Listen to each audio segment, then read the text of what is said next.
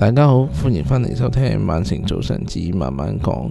今日已經係12月嘅1號，今日星期一，而家英國清晨時間嘅4點30分。我係你哋嘅節目主持人保羅。咁喺講慢慢講之前呢，就都想講返而家香港大埔雲福苑嗰個狀態，而家已經去到146人嘅喪生。喺呢件事件裏邊呢，可能大家都有好多唔同嘅感受，亦都有好憤怒，亦都有好傷感。亦都知道有喺個制度裏邊可能充滿咗好多問題。希望大家都一步一步可以去密切去了解呢件事最後嘅發展係會點樣。希望得到真正嘅公義嚟到喺呢件事裏邊彰顯。咁啊，今日唔講其他嘢啦，咁啊講下一個話題啦。咁啊就係留喺香港嘅香港人同埋移咗民嘅香港人喺呢個時代下，到底係咪仲係同路人呢？仲可唔可以互相去理解、互相去尊重呢？如果大家心入面都係有香港嘅，點解都會有一啲嘅指控或者否定對方唔再係香港人呢？咁喺晚城早晨嘅 Facebook 裏邊呢，尋日就收到一個留言。咁啊，留言裏邊呢就係講：你哋拋棄咗香港，唔再係香港人，關你哋咩事？就算你哋拋棄咗父母移民，父母今次燒死咗，都唔關你哋事。最重要係你哋唔好再嚟香港旅行啦。呢啲嘅留言可能語氣係傷人，但同時呢都反映咗一種真實嘅心態。有啲仍然留喺香港嘅朋友，覺得離開咗嘅香港人係冇資格去講香港、關心香港或者代表香港，甚至覺得佢哋已經唔再係香港人。咁呢啲想法係點樣形成？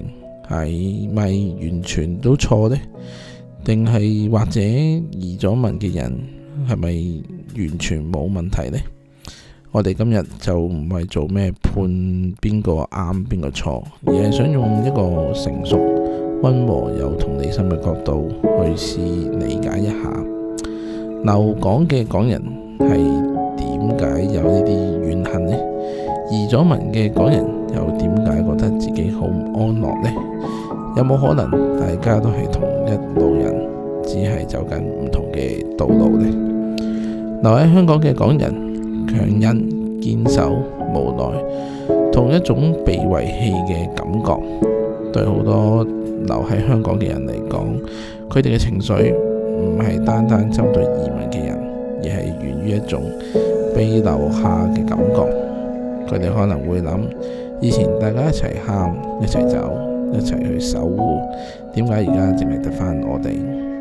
我哋留低嘅，我哋唔係唔想。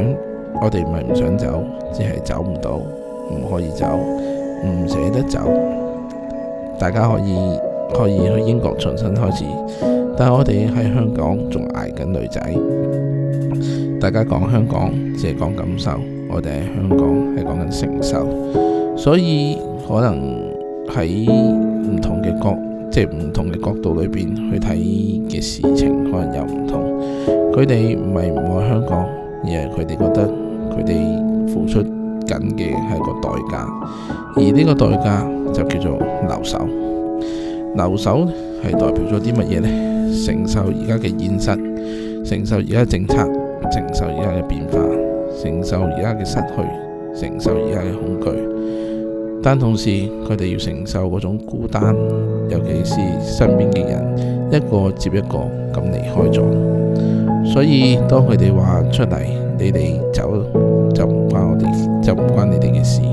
其實背後真正嘅意思係，我喺度孤軍作戰，你哋仲記唔記得我哋？我哋仍然留喺咗喺度，有冇人理解到我哋嘅難處？我哋冇走，唔代表我哋唔怕，唔代表我哋唔怕痛，只係我哋選擇咗另外一條路。所以佢哋有呢個想法或者呢啲諗法係正常嘅。佢哋只係唔想自己被遺忘、被否定、被視為一個冇前途嘅香港人。咁移咗民嘅香港人唔係背棄咗，而係另外一種守護者。反過嚟，移咗民嘅香港人嘅心理又係點樣呢？好多時，好多人都以為離開咗香港嘅人係咁樣諗，香港唔關我哋事噶啦，我哋走咗唔使理噶啦，英國先係我哋新生活嘅地方。但其實真正嘅情況好多時係我走咗，但係心裏邊仲喺呢一度。我係人喺英國，但我個根仍然喺香港。我可能冇留守，但我冇放棄過關心。我哋選擇咗離開，唔係為咗唔再屬於香港，而係想保留翻少少嘅香港，亦都想香港如果有啲咩變化，我哋仲有呢一班人可以支撐。對移民咗嘅人嚟講，佢哋承受嘅係另一種文化嘅漂泊感。佢哋可能日日睇住香港嘅新聞，比留喺香港嘅人更加焦慮，更加痛，因為佢哋覺得我哋幫唔到，更加無力。我哋喺遠在好遠嘅地方，就算我哋想再關心，都只係一個旁觀者。再加埋佢哋仲要面對一樣嘢，我哋嘅身份係有一種迷失嘅感覺。我哋係咪仲係香港人？我哋喺英國又有冇英國人嘅身份呢？我哋仲冇資格去講香港故事，有冇資格去講英國嘅事情呢？所以移咗民嘅港人唔係冇苦，佢哋嘅苦唔知自己仲係唔係香港人，但心入面好似仍然有香港嗰種根。磨合點會係啲乜嘢呢？我哋會唔會有一個磨合點呢？大家都係香港人，只不過大家走緊唔同嘅路。留守有留守嘅痛，有佢哋嘅承擔；移民都有佢哋嘅難處，有一種漂泊感。一個係留唔走嘅痛，一個係走咗但個心走唔到嘅痛。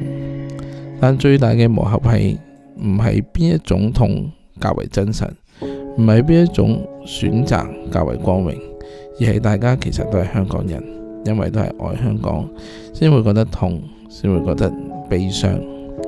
留守又唔代表係冇前途，會俾人忘記；移民唔代表咗冇咗香港人身份，亦都唔係話唔再關心香港。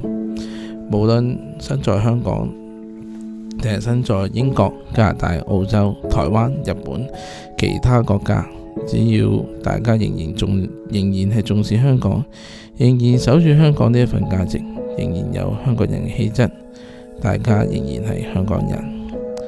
香港人嘅氣質係啲乜嘢？有原則，有毅力，有人性，有人情味，有良知，肯承擔，唔會忘記自己係嚟自邊度，願意為下一代留住更好嘅可能性。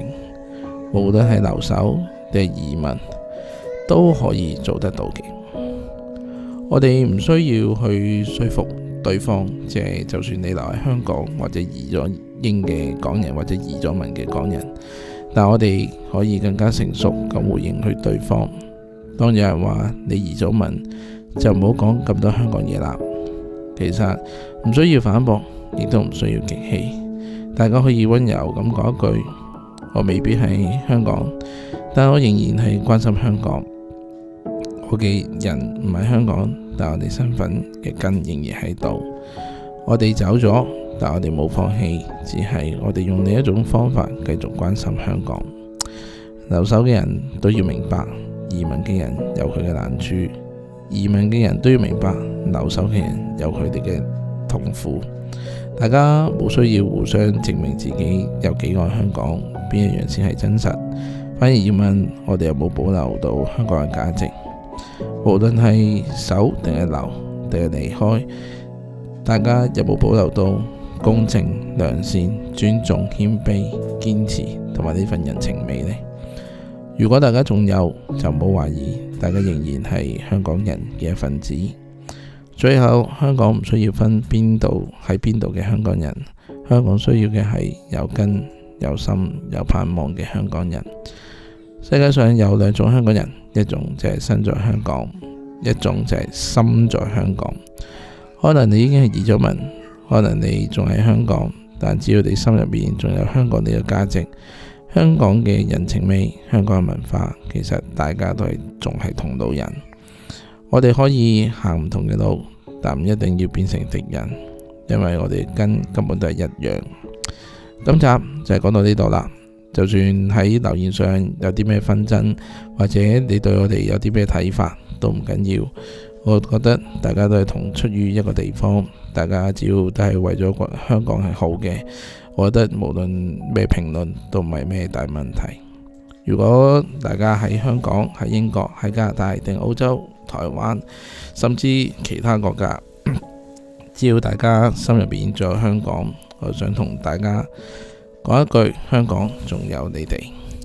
如果大家中意呢一集，或者可以留個言話俾我聽。如果你覺得裏邊嘅內容覺得幾好嘅，可以分享俾你朋友。